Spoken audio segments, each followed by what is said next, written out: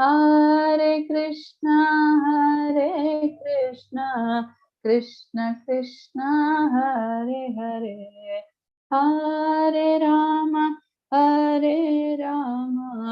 Rama Rama, Hare Hare, Hare Krishna, Krishna Krishna, Hare Hare, Hare Ram, Ram Ram, Hare Hare, Hare Krishna, Krishna Krishna, Hare Hare, Hare Ram, Ram Ram, Hare Hare, Hare Krishna, Krishna Krishna, Hare Hare, Hare Ram, Ram Ram, Hare Hare, Hare Krishna, Krishna Krishna, Hare Hare, Hare Ram, Ram Ram, Hare Hare, Hare Krishna, Krishna Krishna, Hare Hare, Hare Ram, Ram Hare Hare, Govinda Jayo Jayo, Gopal Jayo Jayo, Radharamana Hare Govinda Jayo Jayo, Govinda Govinda Govinda Govinda, Gopala Gopala Gopala Gopala, Hare Krishna, Krishna Krishna, Hare Hare, Hare Ram, Ram Ram, Hare Hare, Hare Krishna, Krishna Krishna, Hare Hare, Hare Ram, Ram Ram, Hare Hare, Jaya Jaya Prabhupada, Prabhupada, Jaya Jaya Prabhupada, Jaya Jaya Gurudev, Jaya Jaya Gurudev, Nitai Gaura Hari Bol, Nitai Gaura Hari Bol. Harinam Sankirtan ki Jai, Srila Prabhupada ki Jai, Gurudev ki Jai, Nitai Gaur Sitanath Paramanande, Hari Hari Bol. Hare Krishna, devotees, welcome to the Monday to Friday Shrimad Bhagavatam class. We are in Canto 3, Chapter 7. Further inquiries by Sri Vigura. So we will start with the prayers. Om Ajnanatimirandasya Gnananjanashalakaya Chakshurunmilitam Yena Tasmai Shri Gurave Namaha. Namo Vishnupadaya Krishna Pristhaya Bhutale Srimate Bhakti Vedanta Swami Niti Namine. Namaste Saraswate Deve Gauravani Pracharine Nirvishesha Shunyavadi Paschatya Deshatarine. Jai Shri Krishna Chaitanya Prabhu Nityananda Shri Advaita Gadadhara Shri Vasadi Gaura Bhakta Vrinda. Hare Krishna Krishna Krishna Hare Hare, Hare Rama Rama Rama Hare Hare. Mukam karoti vachalam pangum langayate girim yat kripatam aham vande Shri Gurum Deenatarinam Paramananda Madhavam Shri Chaitanya Ishwaram. Hari Om. Mataji, are you sharing this thing, or you are going to make me the co-host? I'll make you the co-host, Mataji.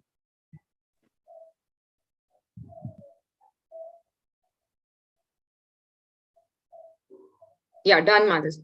Okay, thank you, Mataji.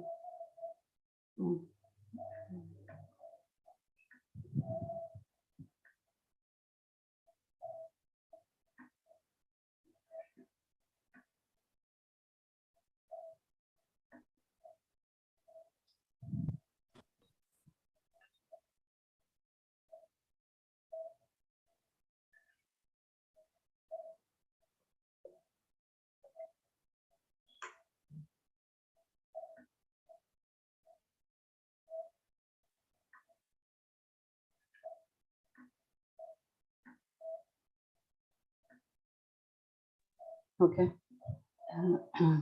So for we are in this chapter about Vidura asking various questions. Questions are important in the spiritual life because especially in Kali Yuga, since we not aware what questions we have to ask, very mercifully Lord has arranged his pure devotees to ask the questions on behalf of us, so that we read the question and try to understand the answer through the pure devotees themselves. So we are in Shloka 34. So devotees, I see only Vasudha Mataji who wants volunteering to read. Vasudha Mataji, please read the shloka, and Anusuya Mataji will read the translation. Hare Krishna Mataji, Dandavat Pranam. Dhanasya tapaso vapi yachet stapurtayo phalam pravasastasya yo dharmo yascha pumsa utapadi. Thank you, Mataji. Hare Krishna. Yeah, Anusuya Mataji. Hare Krishna Mataji, Dandavat Pranam. Translation by Srila Prabhupada ki jai. Please also describe the fruitive results of charity and penance and of digging reservoirs of water. Please describe the situation of persons who are away from home and also the duty of a man in an awkward position. Thank you, Mataji. Hare Krishna. Yeah, Sudha Mataji can read the purport. Yeah, Ansuya Mataji forgot to say Srila Prabhupada ki jai. Yeah, please remember to say translation and purport by Srila Prabhupada. Sudha Mataji can read the purport. Thank you, Mataji. Purport by His Divine Grace Srila Prabhupada ki jai. The digging of reservoirs of water for public use is a great work of charity, and retiring from family life after 50 years of age is a great act of penance performed by the sober human being. Thank you, Mataji. Hare Krishna. Hare Krishna. We'll read the next sloka, and then I've kind of combined the two slokas for a few things to say. So, Shobha Mataji, can you please read the 35th shloka? Hare Krishna Mataji.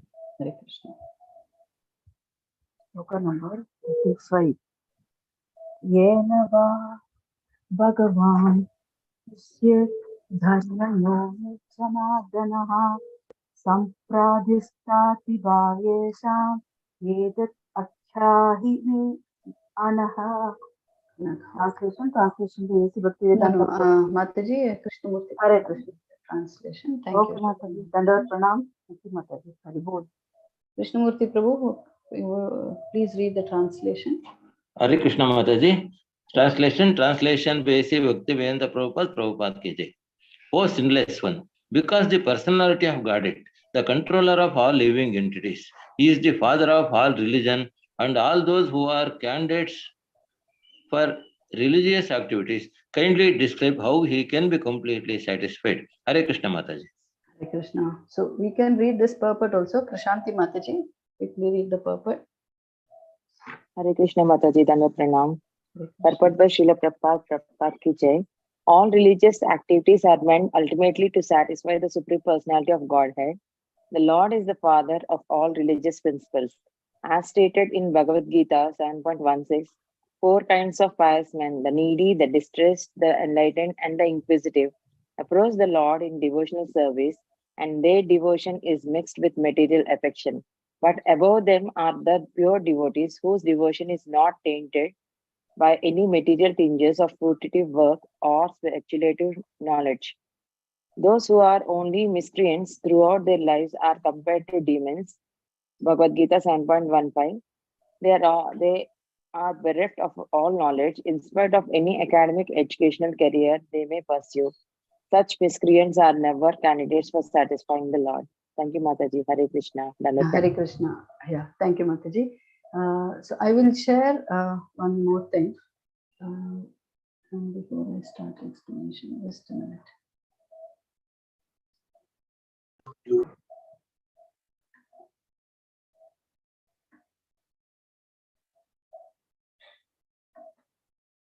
Okay.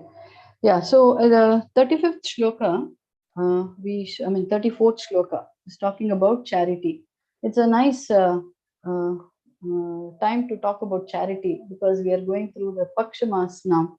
Pitru Paksha, I'm saying, Pitru Paksha, where a lot of charity is done And significance is given for giving charity in especially food, annadana.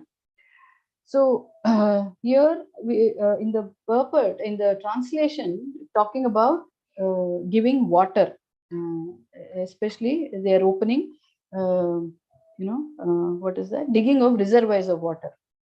Actually, earlier they used to be. I've heard, and there was one. It's called Anna Chatra.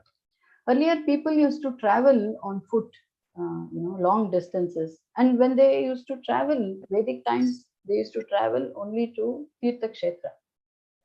And so, because they used to travel by foot and mostly to Tirtha Kshetra, there were these things called Anna Chatra, where food and water was given, distributed freely for the devotees who used to travel. And also, water is called the elixir of life. And there's an adage in English which says water is called elixir of life, which means, water is very essential. So digging of reservoirs gives so much of pious benefit, because we are helping devotees who are traveling to the dhamas, and their need is taken care. And if we see in the 17th chapter about charity, now I'm going to explain a little in detail about charity, giving few quotes from Bhagavad Gita and few from other chapters of Shrimad Bhagavatam. If we see in the 17th canto, 20, 21 and 22, how charity is done in different modes. If it is done in Sattva Guna and Rajo Guna and Tamo Guna, the shlokas, if I have to quickly say, in 1720, Srila Prabhupada Ki Jai says, charity given out of duty without expectation of return at the proper time and place and to a worthy person is considered to be in mode of goodness. And same way in mode of passion, when it is done in grudging mood and expecting something out of it. And charity in mode of ignorance is what is we have to be aware of, like to an impure person in an impure place, for an unworthy person is said to be in mode of ignorance. So it is very important for us to understand this, because mostly when we are giving charity, what is our understanding? What is our general understanding when we give charity? What is the mood that we give in? I want anybody to answer. What is it that we think when we are giving charity? Hare Krishna, Mataji. Yes, Mataji. Before coming to Krishna consciousness, we used to have a thinking that whatever good we do, that will come back to us. But that is also a problem for us now. So now we know that. Yeah, that is one thing. Yeah, somebody else wanted to say something. Please go ahead. Yes, Mataji, Hare Krishna. I wanted to say that we should not give something which we don't require. We should give something which should be a sacrifice. Real of what we require, we should give it. Yeah, that is true charity. Very nice point, Mataji. Thank you. Okay. No, the other point, anybody else wants to share anything before I continue? Okay. Thank you, Mataji. What I wanted to say is, like before we came, like Suma Mataji said, before when I came to Krishna consciousness, I was in the understanding that by giving charity, I am doing a lot of good. I mean, like I am doing I was proud of doing charity. But then the understanding is, after coming to Krishna consciousness, when you're doing charity, we may be doing a lot of charity with money, with ingredients, land or anything. But actually, Shastra says we are giving our karma. That is why in the 1720, the Krishna says it has to be given to a right person, the mode of goodness, who can take the charity, and then who is in that mode, who is always in devotional service, so that he is able to absolve, because he is taking that karma from us. So it is actually he or she who takes the charity, is doing favor for us rather than we doing favor for them. Okay, so this is one understanding, that I got after coming to Krishna consciousness. And of course, in if you can see the screen, 9.27, Krishna says how we have to, whatever we do, yat karosi yat dasnasi yat juhosi dadasi yat tapasyasi kaunteya tat kurushpa. Now, whatever you do, whatever you eat, you give it as an offering to me. Now, what happens when we do these kind of things, as an offering to Krishna? We will not do any charity in mode of ignorance. Mode of ignorance, if I have to give a very mundane example, there can be people, now, giving party for whatever reasons, partying. The friends may say, oh, it was such a nice thing he or she did. They did not allow me to spend even a pipe. But that is in complete mode of ignorance. The party may be, getting liquor and meat and other things. So that was no charity at all. In fact, it was everything wrong. It was against the scriptures. Everything was wrong there. So it was not at all charity.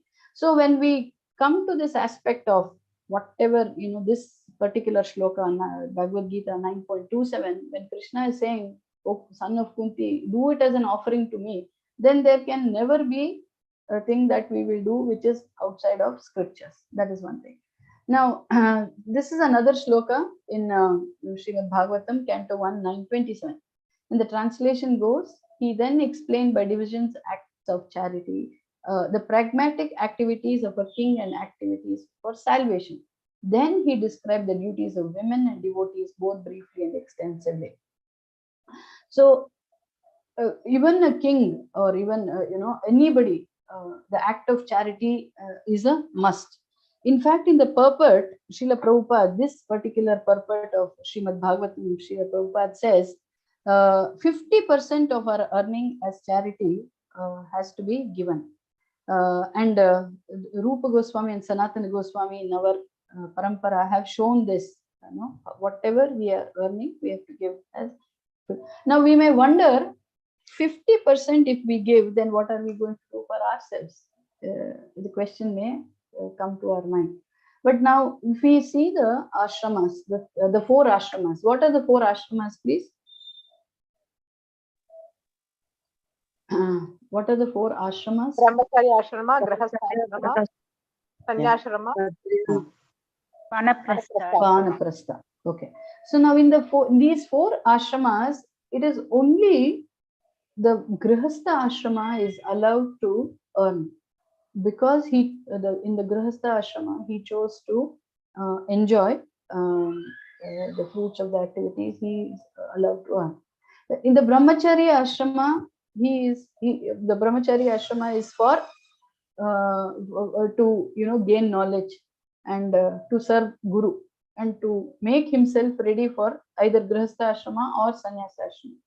Now, Vanaprasthi, it said, in several of the purports, and Shrimad Bhagavatam says, after 50 years, once the children have settled down, in the Grihastha Ashrama, the husband and wife have to, in fact, earlier days, they used to go to the Vana, to the forest.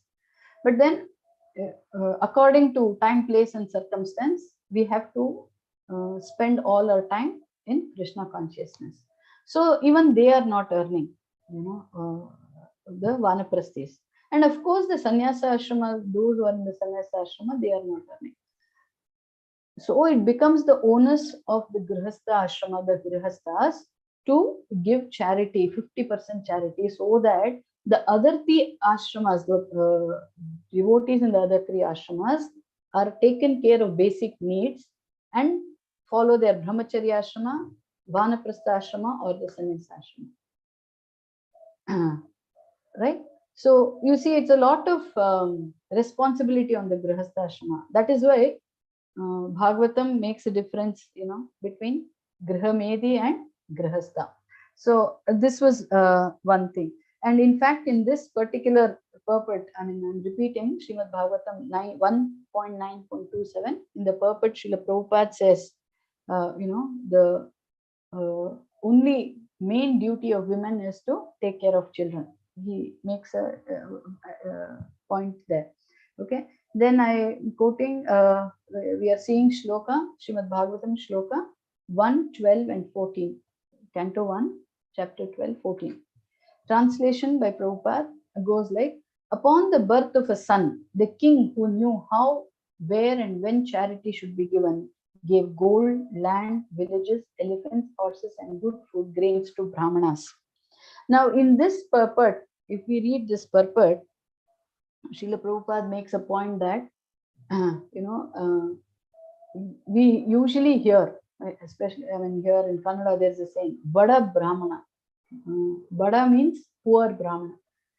But then the Brahmana is never poor. The Shastras explain Brahmana chose to be poor because he had that Shreya, because he is always, reading the scriptures, he's always in devotional service. By seeing a Brahmana or a Vaishnava, one can see that tejas on his face, that effulgence on his face. So by looking, he was good. And then he had this knowledge. So with that, if money also was there, then it would be very high on ego for him to keep himself humble. It would have been very difficult. So the Brahmanas took the charities because they were doing devotional service. They could take charity and then purify the person who is giving charity. And then, so he did not keep all the charity that was given to him to himself, and he gave out charity. He gave up everything and he chooses to be poor so that he can keep himself humble. Shastras do explain this. So in this particular purport, Srila Prabhupada talks about how Brahmanas took charity and also gave charity. Now the next sloka is from Srimad Bhagavatam, Canto 8, 20, 10. Okay. And then it says, by giving charity, translation by Prabhupada, Jai Srila Prabhupada, by giving charity, a benevolent and merciful person undoubtedly becomes even more auspicious, especially when he gives charity to a person like your good self. Under the circumstances, I must give this little brahmachari whatever charity he wants from me. This is Bali Maharaj talking to his guru Shukracharya and saying that he has to give all.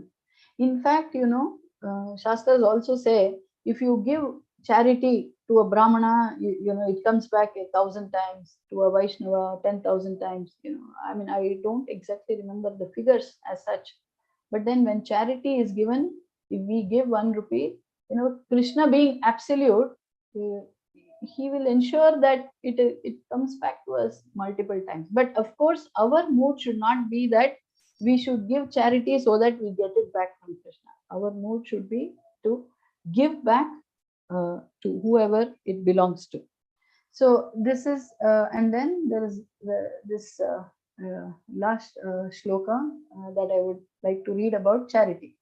This is from Canto 10, shloka 5, chapter 5, shloka 4. Right? O king, by the passing of time, land and other material possessions are purified. By bathing, the body is purified. By being cleansed, unclean things are purified. By purificatory ceremonies, birth is purified. By austerity, the senses are purified. And by worship and charity offered to the Brahmanas, material positions are purified. By satisfaction, the mind is purified, and by self-realization, Krishna consciousness, the soul is purified. So here, what is purified? We may knowingly, unknowingly, we may be earning whatever we are earning. We don't know what. Now, say, for example, we are working for a company. Obviously, we are working for a company. The company makes profit. Now, are we aware what are the profits that are used? We are being a part of the instrument there for the profit making, and that owner of the company can use it for anything. So a part of that karma is also going to come to the person who is earning for the owner. So since we don't know what all the owner may be using the money that the profit he gets out of. So how is this purified? By giving charity, it says here, right? So and of course the topmost charity is Krishna consciousness.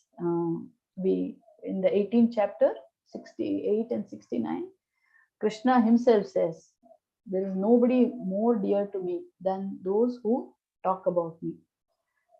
And among the charity, among all types of charities, one person who gives time is considered the topmost charity, because any other thing, say land, material possessions,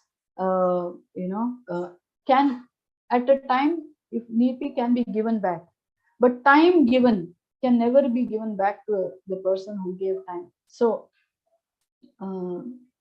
including both that, charity itself is very purifying for the person who is giving charity, right, rather than our understanding for the person who has taken charity. We are purifying ourselves in various ways, our positions, our own self, by giving charity, and especially when it is given to propagate Krishna consciousness. That is a big leap for us in our own spiritual progress, right? So with these few things about charity, and then there is this very old song, sometimes in 60 or 70, this song is there in a movie, and in that movie the song, part of the song I will just say and then translate. It says, kottiddu tanage bachittiddu pararige. It means whatever I give, whatever one gives belongs to them, but whatever one hoards, it is for others. This is the thing, right? So this is a few things that we need to know about charity. And now being Pitra Paksha, right? Especially a lot of charity is done during on Saturday, which is Mahalya Amavasya. On that day also, a lot of charity is done. So few quick points that I just wanted to share about the charity in Pitra Paksha.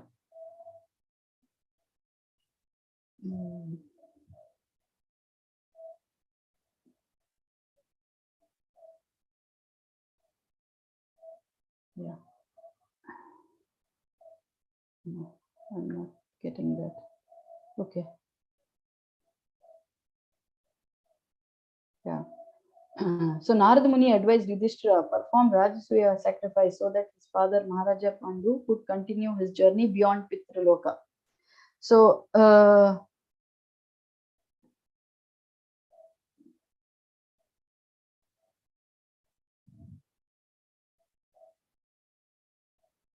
there is no one who does not offer gratitude and claim to be a civilized human being. During Pitra Paksha, let us offer our gratitude to our ancestors and uphold the chain of legacy. See, when we do the Shraddam annually, it is done for that particular, say, if it is my father, it is my father's father and his father and those ancestors, right?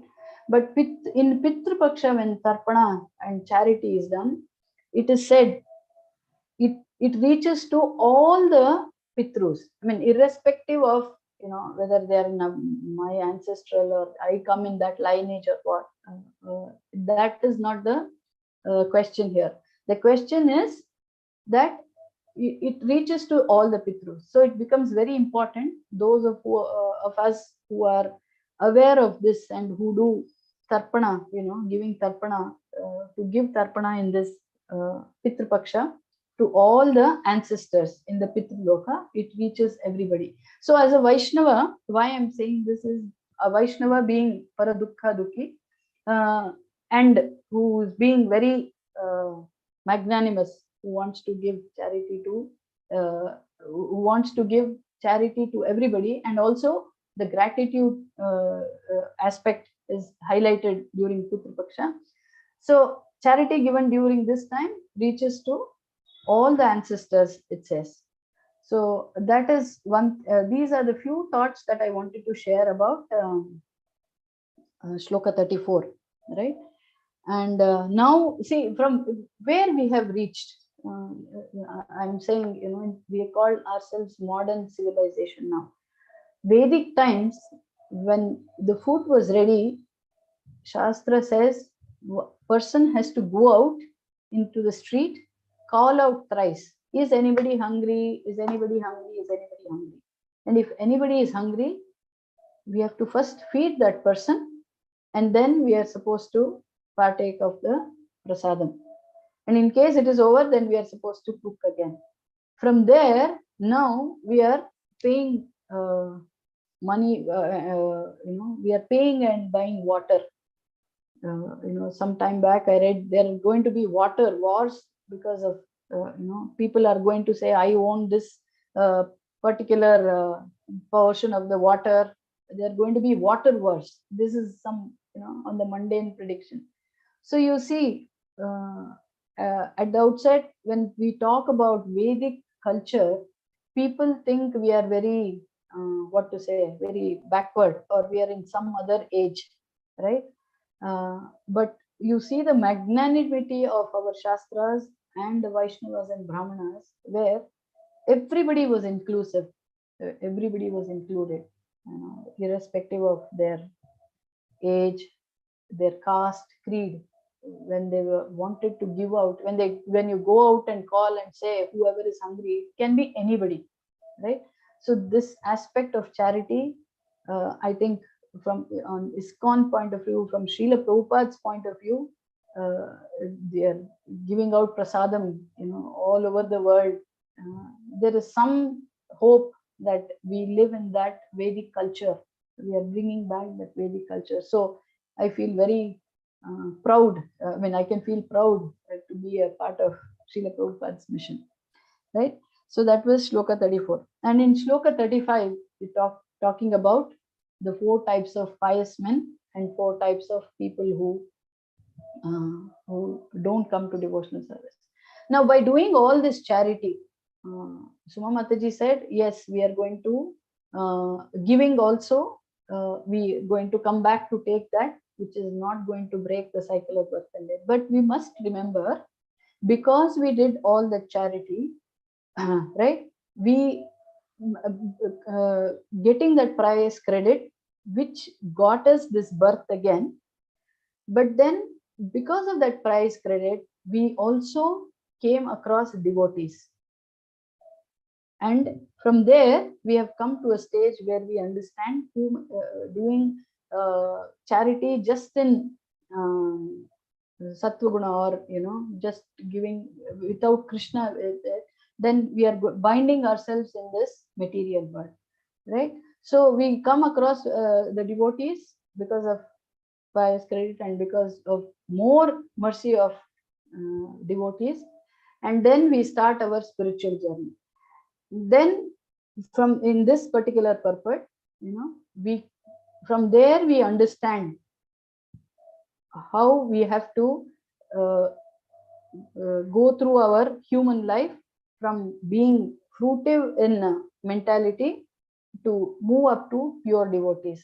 And what is the pure devotee stage? That where there is no material tinge, or we don't speculate, nor do we expect anything, right?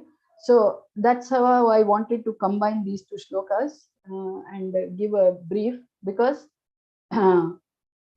doing Bhavanam Janmanam, we have done all the pious activities earlier, and because of that we have got what did we get? Of course, material things we did get, maybe a comfortable house, good children, good husband.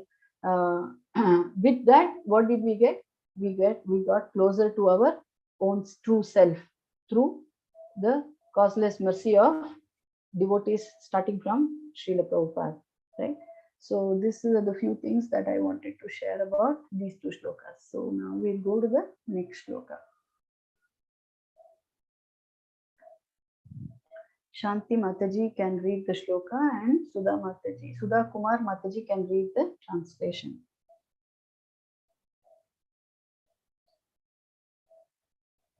Shanti Mataji, are you there, please? Mataji, yes, Mataji. Yeah. Anuvarthanam Shishyanam Putranam cha Vijothama Anaprastham Api Bruyur Gurabodhina Vatsalaha. Thank you, Mataji. Sudha Kumar Mataji, kindly read the translation. Hare Krishna Mataji. Translation and purport by His Divine Grace A.C. Bhaktivedanta Swami Srila Prabhupada. Srila Prabhupada ki Jai. O best among the Brahmanas, those who are spiritual masters are very kind to the needy. They are always kind to their followers, disciples, and sons. And without being asked by them, the spiritual master describes all that is knowledge. Hare Krishna. Thank you. Anybody else wants to read the purport? It's a small purport. Yes, Mataji. Hare Krishna, Mataji. Somebody who has not read, yes, Ram Krishna Prabhu, please go ahead. Purport by Srila Prabhupada ki Jai. There are many subjects to be known from the bona fide spiritual master. The followers, disciples, and sons are all on the one level for the bona fide spiritual master. And he is always kind to them and always speak to them on transcendental subjects, even though he is not asked by them. That is the nature of the bona fide spiritual master. Vidura appealed to Maitreya Muni to speak on subjects about which he might not have asked. Okay. Hare Krishna. Hare Krishna. Thank you, Prabhu. So now, I like the continuity, of course. Shrimad Bhagavatam is coming from the absolute person. So you see, talks about charity, talk about pious credit, and then how do we know pious people or pious credit? How do we know the difference between that? So this shloka talks about this spiritual master. What is the role of spiritual master? Why do we need a spiritual master? Why there are so many books? Why can't I read? I can understand English. I can understand Kannada. Purport is given by Srila Prabhupada. I can do it on my own. Maybe we came with all those kind of thoughts. But then this particular shloka highlights, like many other shlokas also highlight the importance of Guru. The Guru is so important that even when the Lord himself descended, as Ramachandra or Krishna, or even Chaitanya Mahaprabhu, they all went to Guru to learn knowledge, right? To show us Yadyadacharati Shreshtas, that nothing can be done without a guidance of a proper bona fide spiritual master. And then the shloka in Bhagavad Gita, Tad Vidhi Pranipatena Pariprashnena Seveya. This shloka, no matter how many times we keep saying, then what is it? Tad Vidhi Pranipatena. Humbly serve him. Pariprashnena Seveya. So only asking questions will not help. Krishna has very nicely said, Sevaya. You will only understand it with devotional service. Every time bhakti comes, in any of Srila Prabhupada's purports, Prabhupada translated it as devotional service. Bhakti is incomplete without service, without seva, right? Then Upadekshanti te gnanam gnaninas tattvadarshina. They very mercifully give you that gnana because they are aware of everything. Right? So we'll see a few things, few instances how we would be lost without a guru. Now, Bhagavad Gita, we how many chapters are there in Bhagavad Gita? Just to keep you 18, Mataji. Right, 18. Now, when Krishna spoke Bhagavad Gita, right, to Arjuna. Now, when he spoke, did he say chapter 1, chapter 2, chapter 3? No, Mataji. No, Mataji. Then how did we get the chapters? By our senior by the acharyas, by Guru Varya. Now you see, I'm giving you, highlighting the importance of Guru. Now, next, Srila Vyasdev, who is the Lord himself, the incarnation literally incarnation of the Lord himself, right? He wrote everything all the Upanishads, the Puranas, the Itihasas, the Vedas, everything. And then he's so bewildered, right? And then who comes to take him away from his bewilderment? Who comes? Narada Muni, because he is his guru. So you see the role of a spiritual master. Then we can take Parikshit Maharaj. See, Parikshit Maharaj himself, he saw Krishna even before he came out of the womb. So there was no question of him being, angry, or especially angry because somebody like Shamika Rishi did not, entertain him and give him water and all that. So, but then circumstances were such that because he was thirsty, he puts this, we know this aspect of him garlanding Shamika Rishi with a dead snake, and then he goes away. And then what happens? The curse, and then in 7 days he is supposed to be dead and bit by Takshaka. So in that process, after he hears about his curse and then he is going to die in 7 days, whom does he meet? Sukadev Goswami. He meets Sukadev Goswami, right? He meets Sukadev. Now you see the power of Guru, how much Guru Sukadev Goswami empowered Maharaj Parikshit, one who got angry for being thirsty and not being given water. He sat for 7 days and night without a drop of water and food listening to Shrimad Bhagavatam. You see the power of Guru? How much Guru empowered Maharaj Parikshit. And the Guru and the disciple were so exalted that Takshaka, even before Takshaka came, Bhagavatam says, Parikshit Maharaj leaves his body. Right? So that is how powerful, Guru is, and how Guru can give us this one. I heard this story. I'm not too sure if it comes from any of the Puranas, but then it very nicely talks about the power of Guru. There was apparently a very obese person, okay, and at home they got very tired of feeding him. He was obviously obese, that means he was being overeating. So this person, then the people who were taking care of him, he was growing, aging, but then didn't seem to learn from his age or experience or whatever. So they sent him to an ashram. So in that ashram, they told the Guru, whoever was in that ashram, that this is the reason, if you can enlighten him that life is more than eating. So he was in the kitchen. He was put, Guru has his own ways, so he put him in the kitchen. And then every day they used to cook and all this, everything fine. Then what happened? It was the day of Ekadashi.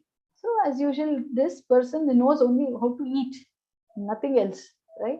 Ekadashi, he goes, and then there's no sign of any person, there's no sign of cutting vegetables, cooking, and he's like, oh my God, I'm going to die. And then he runs to the Guru and says, what's happening? There's no cooking. He says, today is Ekadashi, so there is going to be no cooking.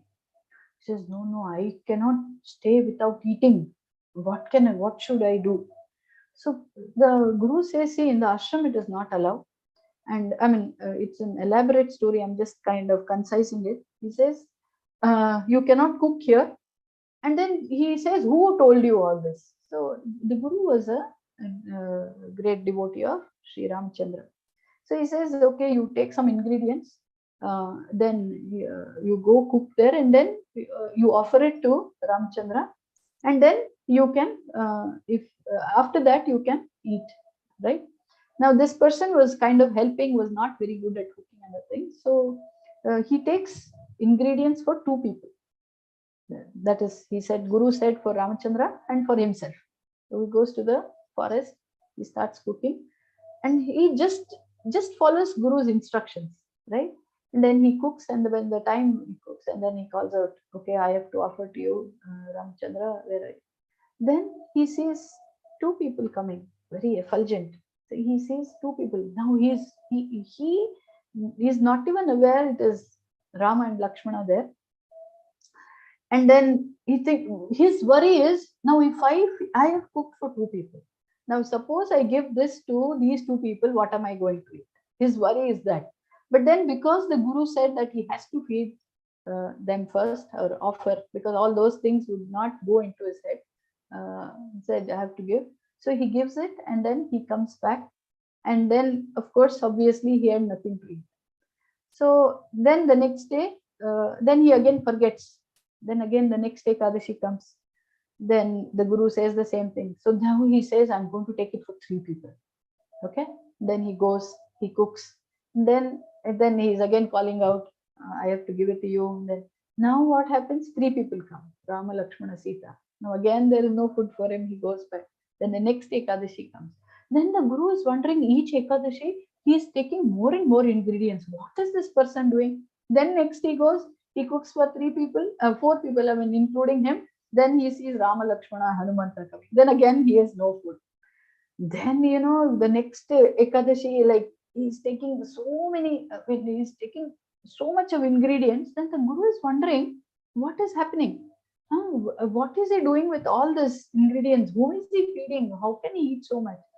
And then when he goes there, he sees, he's taken so much of ingredients. Then he sees, Guru goes there, and then he sees Mata Sita is cooking, is doing, making preparations to cook. Then he sees the Vanaras and so many, many Ekadashis like that. And then the Guru is like, stunned with the whole picture there, that he's seeing the entire this thing. And then he realizes how much to heart. It may be just before eating itself, but then how much that obese person followed the instructions of Guru, that he was able to see the Lord himself. So the Guru himself kind of was wondering, like, that I never believed so much, like this disciple of mine believed, that he was able, because of him I'm able to see the Lord. I mean, it can be a little mundane kind of story, but then it is highlighting the power of a Guru. So and then Purandara Dasa says, Guru vina gulama naguvatanaka doreya dandamupati. He says, unless you become servant of the Guru, one cannot be liberated, right? So this particular shloka talks of how we have to take guidance from the parampara and from the bona fide spiritual master. And then that Shvetashvatara Upanishad shloka, Yasya deve para bhakti tatha deve, yatha deve tatha guru. You have to have one who has implicit faith, the same faith in Guru and Krishna. Only for them knowledge is revealed, shares that shloka. So from charity, from pious activity, how do we know this difference? How are we able to understand? How are we able to comprehend these things? It is because of the spiritual master. So we are going to the last shloka of today. That is the 37th shloka. It's a little different topic from what we discussed, these 3, but anyhow, we will just cover this. Who wants to read? Who has not read? I don't see anybody. Yes, Anita Mataji will read the shloka. Hare Krishna Mataji. Tatvanam bhagavam stesham katida pratisankramaha tatremam ka upashiran ka yusvid anushirate. Thank you, Mataji. Sindhu Mataji, can you read the translation? Hare Krishna. Yes, Mataji. Pranams, Mataji. Translation by His Divine Grace Srila Prabhupada. Srila Prabhupada ki jai. Please describe how many dissolutions there are for the elements of material nature, and who survives after the dissolutions to serve the Lord while he is asleep. Okay. Yeah. So dissolutions. Yeah, we'll just read the last. Deval Mataji. Can we read? Hare Krishna, Mataji. One second. Only this part of the purport we can read, Mataji. Please. Sure, Mataji. Should I read the shloka also or just the purport? You can read the shloka also, Mataji. Okay.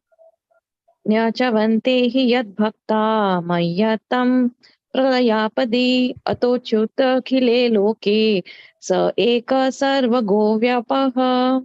The devotees of the Lord. I don't think this is Vyapaha. Sorry, Vyayaha. Sorry. Avyayaha, it comes. It has to be read as Govyayaha. Yeah. Eka sarva go avyayaha. Thank you, Mataji. The devotees of the Lord never annihilate their individual existence, not even after the dissolution of the cosmic manifestations. The Lord and the devotees who associate with him are always eternal in both the material and spiritual worlds. Hare Krishna, Mataji. Thank you. Yeah. So there are different types of dissolutions. Destruction, dissolution or destruction. Like when one leaves the body, that is one type of dissolution. It's called Naimitika, Prakritika, Atyantika. There are 4 types of dissolutions. Okay, so one is that when one leaves the body, when the soul, so that is one kind of dissolution. When one is liberated, that is another type of dissolution. The other dissolution is when Brahma goes to sleep. Now, what happens when Brahma goes to sleep? All the living entities go into the stomach of Garbhodaka Sai Vishnu. And when Brahma's lifespan is over, after 100 years of Brahma is liberated. Brahma goes to either Vaikunta or Goloka based on his bhava. All the living entities go into the stomach of Mahavishnu. And when he breathes out, based on their karmas, they come back with their respective. These are the different types of dissolutions. In a very quick brief, the question here is, who will serve while he is asleep? What happens? So here, why I asked Mataji to read the last part. The Nitya Siddhas, or the soul which is never annihilated. Okay, there are pure devotees, the Nitya Siddhas, who are always eternally serving the Lord, both in the spiritual and the material world. Srila Prabhupada is saying. And also, the few lectures I heard about this, the devotees were highlighting, Srila Prabhupada makes this particular thing to counter the Mayavadis, of saying that after about the aspect of merging, to counter the aspect of merging, because very clearly it says, not even after the cosmic dissolution, the Lord and devotees who associate with him are always eternal, right? So that is the aspect that has been highlighted in this particular shloka. Dissolutions do happen in various ways, in various time frames, right? But dissolution is only for the material body, and the devotees are always there to serve the Lord. Okay, so with this brief, because this was a little totally different from the other 3 aspects of this Bhagavatam shloka that was scheduled for today. So I kept this very little brief, and then I took more time on the other 3 shlokas. So being a Pitru Paksha, and then I'm very humbled because definitely I have no qualifications, but in spite of which, I see the causeless mercy flowing through the Lord, through the parampara, up to Ashish Prabhu and Narani Kripa Mataji, giving me this chance, especially in Pitru Paksha, which is a highly purificatory process for myself. If there have been any thing that has been worthwhile listening, and I thank all of you for patiently listening, that definitely the credit goes to the Guru Parampara, especially to my Guru Maharaj. And if there is, and not if there is, there are a lot of improvements. So I seek all your prayers and blessings so that I'm able to do the service in the right mode and to improve myself. Thank you very much. Hare Krishna. Hare Krishna, Mataji. All glories to Ashish Prabhu. Hare Bol. Hare Bol. Yeah. So, Mataji, shall I ask devotees to ask question? Yeah, if they have, and if I can, I will definitely. Okay, sure, Mataji. So devotees, I think Rajya Lakshmi Mataji, do you have a question or comment? Hare Krishna Mataji, I have a question, Mataji. Yeah. Mataji, when we are doing this when we are doing this yearly death anniversary of our parents, Mataji, do we follow the date as per the Hindu calendar or as per the English calendar? In the sense, as per the Nakshatram Rashi date or as per the death day of the parent? Hindu calendar, Tithi, the Hindu calendar. So Mataji, if that is the case, for example, if somebody has passed away on a Amavasya, Krishna Paksha Amavasya, and the nakshatra on that day is different, so how will we find it, corresponding to the following year, Mataji? That the Purohits, they will give you the actual this thing. See, sometimes when there is Ekadashi, Dwadasi, and these things, they give they have a. I mean, I don't know anything about astrology, but they know what has to be given importance to give the do the Pinda Pradana for that particular soul. So the Purohit will guide you. So it's exactly as per the Hindu calendar, as per the Nakshatram and Tithi day that we have to follow, Mataji?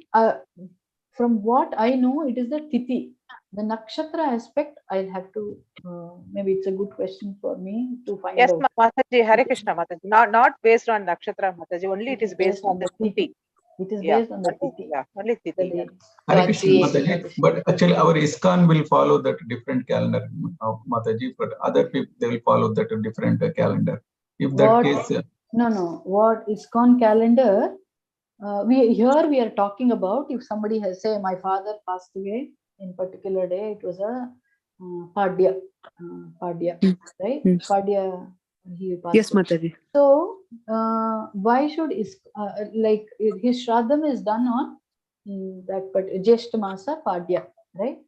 Now, why should we confuse this with the ISKCON calendar?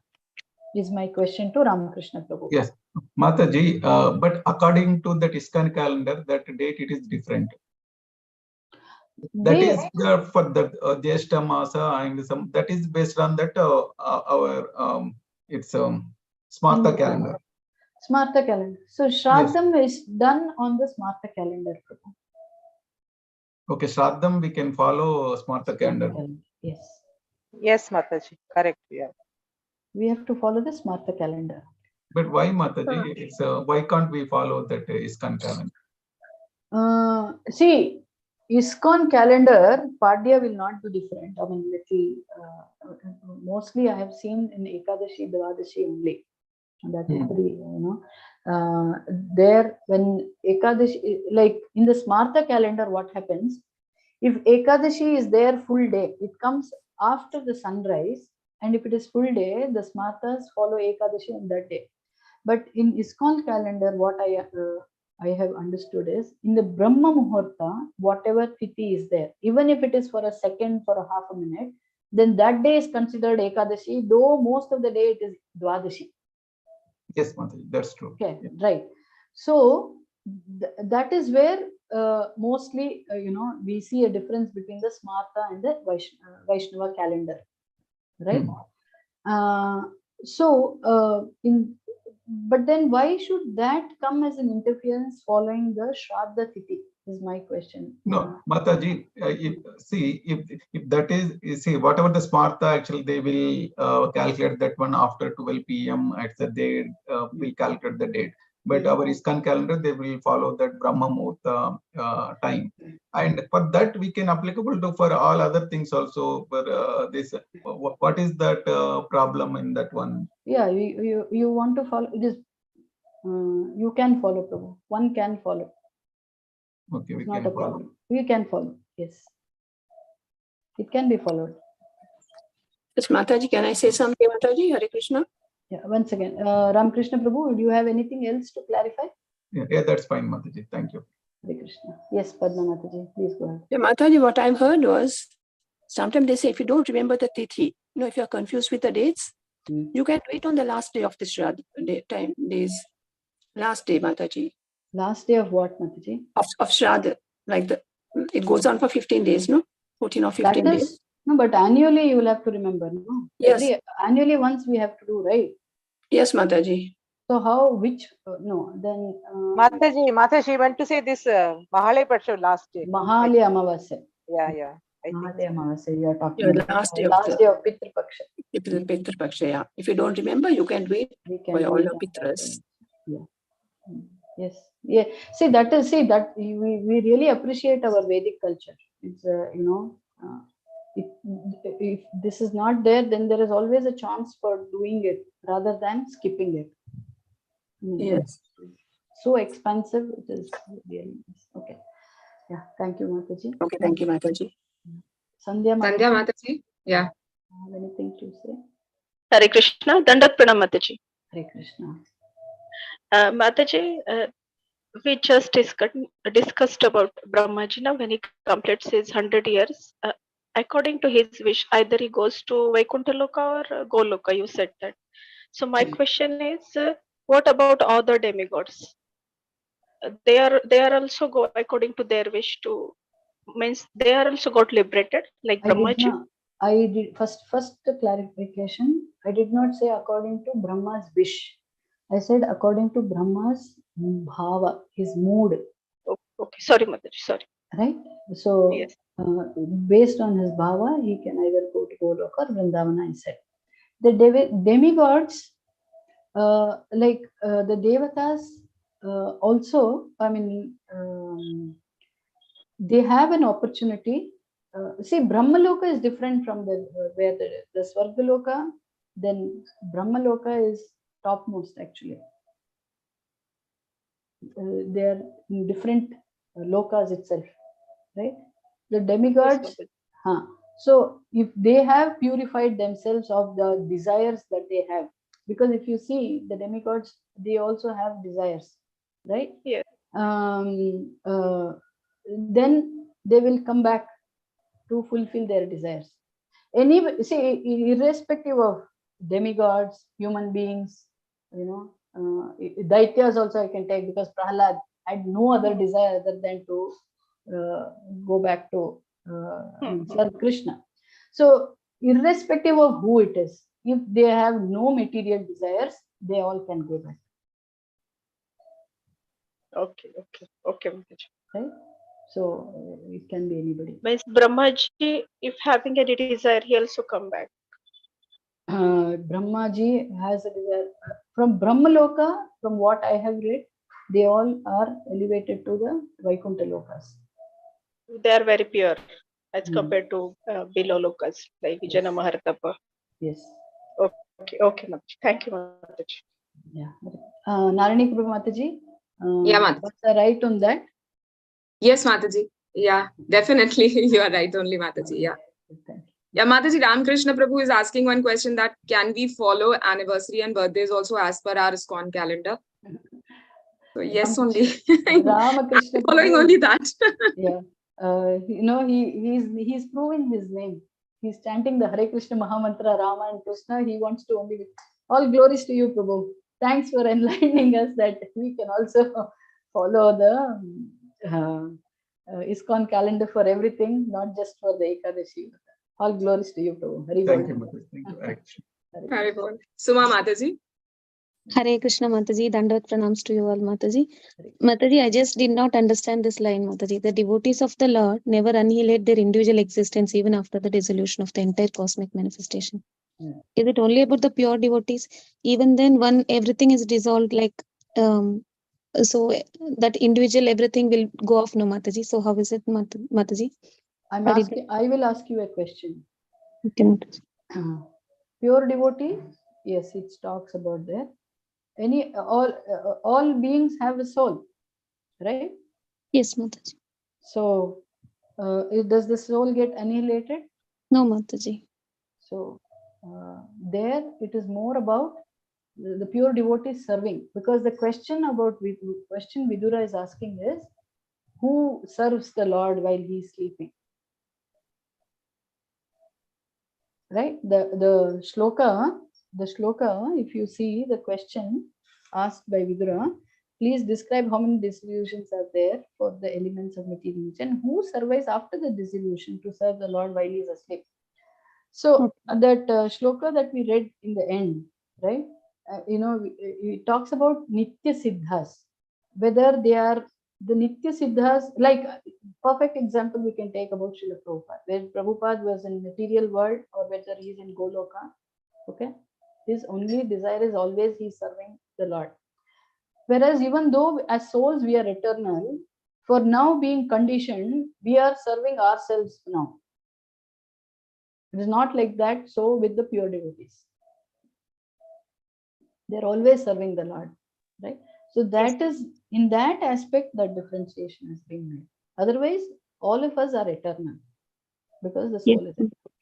Mataji, but I always have this doubt, Mataji, because we are practicing devotees, neophytes, so we are not to that level also, and we are not like karmis also. Like we don't expect also.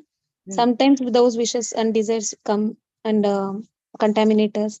So what category do we fall in? Like we do we receive the Yamaraj at death time, or we are not so good pure so that we can receive the Lord like Ajamila received? So what is our fate and our state? You answered your own question. We are practicing devotees. Right? Okay, Mataji. We are practicing devotees, and then it is completely in our hand. I mean, like our hand. Srila Prabhupada says, somebody asked him how much time does it take to surrender to Krishna. So Prabhupada says 1 moment. It is completely in our hand. Yes, so this moment, physically, we may be challenged with our circumstances at home, at office. But what stops us from completely surrendering on the mental platform? What does it mean by completely surrendering on the mental platform? Accept life as it is and do your sadhana. Yes, Mataji. Thank you. So, Thank you so much. Pure devotee. Yeah, because of our conditioning, Yes. What is that shloka of Utsaha Dairya Nishchaya? Utsaha Dairya, patience. Patience is the key word for this thing. We are all in the process, Mataji. Understand. Hare Krishna. Dandavat pranams, Mataji. Thank you so much. Okay, so that's it. Krishna. Oh, okay. Ramakrishna Prabhu is here again. Yes, Prabhu. Mataji, you said that 4 kinds of pralayas are there: Nitya Pralaya, Naimitika Pralaya, Prakritika Pralaya, Atyantika Pralaya. And this, when it will be happen for this Nitya Pralaya and for each Pralaya, like at what time it will happen? Nitya Pralaya is happening Nitya. Somebody is dying. Atyantika is somebody who is liberating.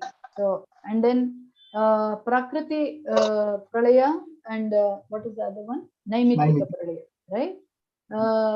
That is what two. When Brahma goes to sleep every day after 1 day, when he sleeps. So that is one Pralaya. And then when Brahma's eyes, when his 100 years are finished, okay, then this whole Brahmanda dissolves, and then the elements go back to this thing, and the living entities go into the stomach of Mahavishnu, and then until Mahavishnu breathes out again, then another universe is created, and based on our karmas, we come with different types of bodies. Mataji, this our dying and our liberation is also is it kind of one pralaya? Pralaya means dissolution. See, yes. if it talks of dissolution there, I mean destruction. Obviously, the body is destroyed. No, after the soul leaves, the body is burnt. It is either buried. It is destroyed, right? It is a destruction. Yes, but that is individual. It's not for to the whole creation, Mataji.